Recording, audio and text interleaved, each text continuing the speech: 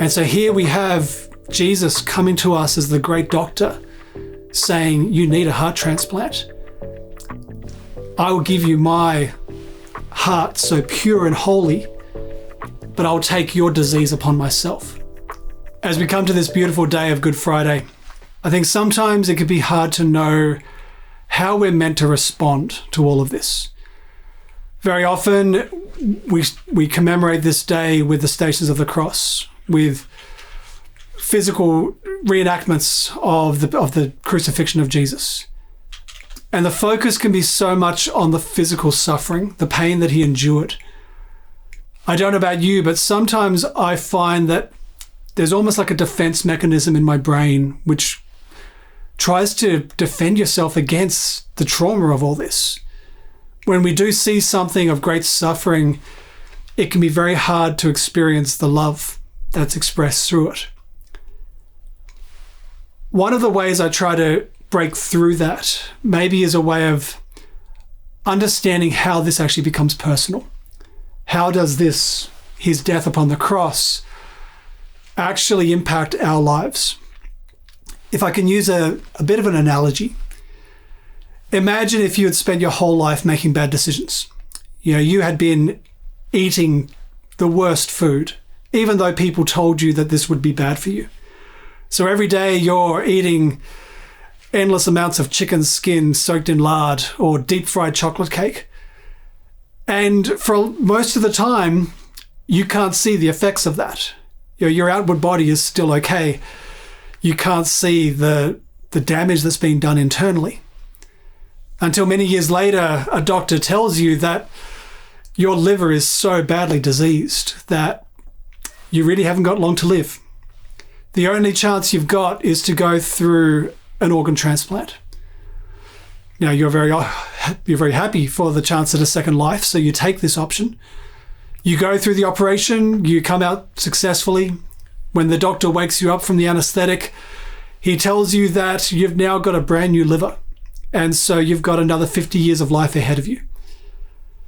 You would be so full of joy at this point, being given a second chance. But at this point, the doctor explains that this was a bit unconventional. Normally, when there's an organ transplant, the organ donor has already died. But in your case, the only person they could find was still alive. So they did a direct swap. You received their healthy liver, but they, out of their generous heart, they took your diseased liver. Now, suddenly the situation changes. Previously, you were filled with joy at the life, the hope that had been given to you. But now that joy has been tempered a bit by the realization that somebody else is now dying because of your bad decisions. Your diseased liver is stealing their life. Now, the key question here is, how would you respond to that? How would you navigate that mix of great joy and relief mixed in with perhaps great regret? Now, do you celebrate your new life by going down to McDonald's and getting a supersized cheeseburger? Or do you suddenly feel compelled to be different, to now make this person's sacrifice worthwhile, that you are now going to change your life around? Now, it's a bit of a strange analogy, but really it's very much what we see here on Good Friday, because it's not a liver that's being changed, but rather a heart. This is God's great heart transplant for us. Our heart, or our soul, so deeply diseased and damaged by the decisions we've made. Our selfishness, our pride, our vanity, the terrible sinful decisions we've made trying to fill that emptiness in our soul. And as much as we haven't noticed the damage on the outside, the damage has very much been there on the inside. And so here we have Jesus coming to us as the great doctor, saying, you need a heart transplant. I will give you my heart so pure and holy, but I will take your disease upon myself. This is very much what we hear in the first reading today from Isaiah. where it says, ours were the sufferings that he bore, ours were the sorrows he carried. We thought of him as someone punished, struck by God and brought low, yet he was pierced for our faults, crushed for our sins. We need to look upon the cross and see our disease, the real implication or the consequences of the decisions we've made in our life. And here we need to truly rejoice at the fact that Christ chose to do this so that we could be set free. He wants you to live. He wants you to have a heart that is full of love. But our response is then one of gratitude, but it's a gratitude which compels us to change.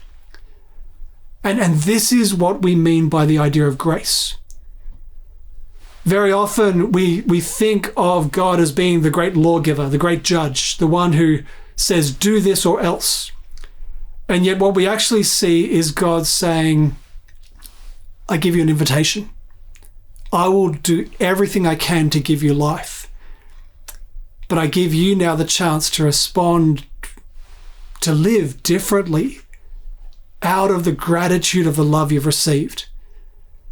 That we will not go back to our sin. We will not go back to our selfishness or those terrible decisions trying to fill the emptiness inside of us.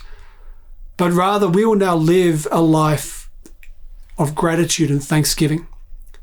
And it's in that place of endless worship and thanks that we actually discover what life really is all about. So as we go into the celebration today, as we gaze upon the cross,